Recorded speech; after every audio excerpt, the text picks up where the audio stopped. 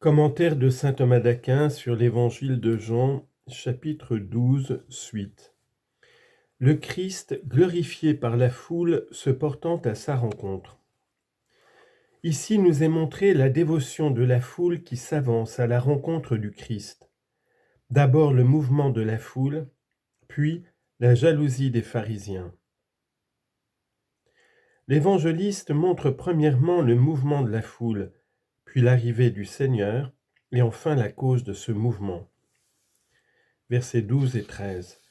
Le lendemain, la foule nombreuse qui était venue pour le jour de la fête, ayant appris que Jésus venait à Jérusalem, prit des rameaux de palmier et sortit au-devant de lui, et il criait « Hosanna, béni soit celui qui vient au nom du Seigneur, le roi d'Israël ».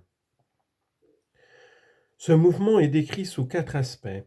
Premièrement, le moment où il a lieu, le lendemain, c'est-à-dire à partir du jour dont il avait dit « avant les 6 jours de la Pâque », ce qui correspond au 10e jour du mois. Et cela s'accorde avec la préfiguration où il est dit que c'était le 10e jour du mois qu'il fallait se procurer l'agneau pascal pour l'immoler le 14e jour au soir. Deuxièmement, la description porte sur les personnes qui vont à la rencontre du Christ. La foule nombreuse qui était venue pour le jour de la fête. Par là est signifiée la multitude des peuples qui devaient se convertir au Christ. Citation. « L'assemblée des peuples t'environnera » Psaume 7, verset 8. Or l'évangéliste dit pour le jour de la fête, parce que les fidèles se convertissent au Christ pour parvenir au jour de la fête de la Jérusalem céleste, citation, « Beaucoup viendront de l'Orient et de l'Occident et se mettront à table avec Abraham, Isaac et Jacob dans le royaume des cieux. » Matthieu chapitre 8, verset 11. Troisièmement, on en vient au motif du mouvement de la foule, le fait qu'elle a entendu dire que Jésus arrivait. C'est pourquoi l'évangéliste dit, ayant appris que Jésus venait à Jérusalem. En effet, tous les fidèles se convertissent au Christ à cause de ce qu'ils ont entendu. Citation. « La foi vient de l'audition, et l'audition par la parole du Christ. » Romains chapitre 10, verset 17. Les fils d'Israël apprirent que le Seigneur les avait visités, et le peuple crut. Exode chapitre 4, verset 31. En quatrième lieu, le mouvement de la foule est décrit selon la manière dont il s'est produit. D'abord par rapport à ce que la foule a fait, puisqu'elle prit des rameaux de palmier. Or la palme, parce qu'elle garde sa verdeur, signifie la victoire. C'est pourquoi chez les anciens, elle était donnée aux vainqueurs en signe de victoire. Et nous lisons dans l'Apocalypse au sujet des martyrs qui ont remporté la victoire, qu'ils tenaient des palmes dans leurs mains. Chapitre 7, verset 9. Les rameaux de palmier sont donc, selon saint Augustin, les louanges exprimant la victoire par laquelle le Seigneur, en mourant, allait vaincre la mort, et par la victoire de la croix, triompher du diable, le prince de la mort. Et sortit au-devant de lui. Citation. « Prépare-toi, Israël, à la rencontre de ton Dieu. » Amos, chapitre 4, verset 12. Puis, quant à ce que la foule a dit, puisqu'il criait « Hosanna, béni celui qui vient au nom du Seigneur, le roi d'Israël. » Ici, c'est une demande et une louange. Une demande, assurément, puisqu'ils disent « Hosanna », c'est-à-dire « Sauve, je t'en prie », en hébreu « Hoshahanna ».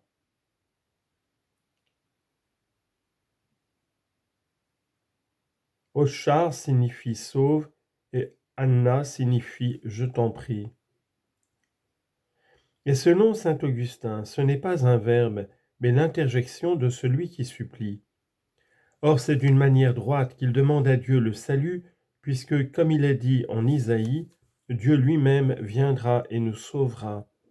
Chapitre 35, verset 4. C'est aussi pourquoi le psaume disait « Réveille ta puissance et viens ». Psaume 79, verset 3. C'est aussi une louange à deux points de vue, à savoir à l'égard de son arrivée et à l'égard de la puissance de sa royauté. Il loue son arrivée en disant « Bénis celui qui vient au nom du Seigneur ».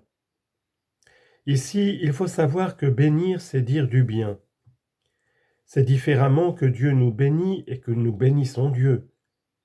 En effet, Dieu en nous bénissant nous rend bons, car pour lui, dire c'est faire. Citation. Lui-même a dit et tout a été fait. Psaume 148, verset 5. Mais nous, en bénissant Dieu, nous confessons sa bonté. Citation. De la maison du Seigneur, nous vous bénissons. Psaume 117, verset 26. Et encore, béni soit qui te bénira. Genèse chapitre 27, verset 29. Bénis donc celui qui vient au nom du Seigneur. En effet, le Christ œuvrait au nom de Dieu, parce que toutes les œuvres qu'il faisait, il les ordonnait à la gloire de Dieu. Mais puisque le Père est Seigneur et que le Fils aussi est Seigneur, au nom du Seigneur peut se comprendre de deux manières. D'une première manière, bénis celui qui vient au nom du Seigneur, à savoir en son propre nom, en tant qu'il est Seigneur. Citation. Le Seigneur est notre législateur. Isaïe chapitre 33, verset 22. Donc Moïse en ce sens n'est pas venu au nom du Seigneur puisqu'il est venu comme serviteur. Citation. Moïse a été fidèle comme serviteur dans toute la maison de Dieu pour témoigner de ce qui devait être dit. Hébreux chapitre 3, verset 5. Mais selon Augustin, il vaut mieux dire au nom du Seigneur, c'est-à-dire du Père, car c'est vers cela que ces paroles dirigent notre intelligence. Citation. Moi, je suis venu au nom de mon Père. Jean chapitre 5, verset 43. Or, venir au nom du Père se dit en deux sens. D'abord, certes, en tant qu'il vient comme Fils, ce qui fait comprendre Père. Ensuite, en tant qu'il vient comme celui qui manifeste le Père. Citation. J'ai manifesté ton nom aux hommes. Jean chapitre 17, verset 6.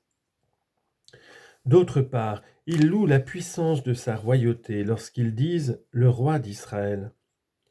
En effet, les Juifs, parce qu'ils en restaient à la lettre des Écritures, croyaient qu'il était venu pour régner sur eux d'une manière temporelle et pour les libérer de la servitude des Romains. Et c'est pourquoi ils l'applaudissent comme roi. Citation. Il régnera en roi et il sera sage. Jérémie, chapitre 23, verset 5. Et encore, voici que le roi régnera par la justice. Isaïe, chapitre 32, verset 1. Mais il faut savoir que toutes leurs paroles pouvaient venir des psaumes. En effet, alors que le psaume disait « La pierre que les bâtisseurs ont rejetée, celle-là est devenue la tête d'angle » Psaume 117, verset 22. Il est ajouté « Ô Seigneur, je t'en prie, donne-moi le salut. Bénis celui qui vient au nom du Seigneur. » Psaume 117, versets 25 et 26.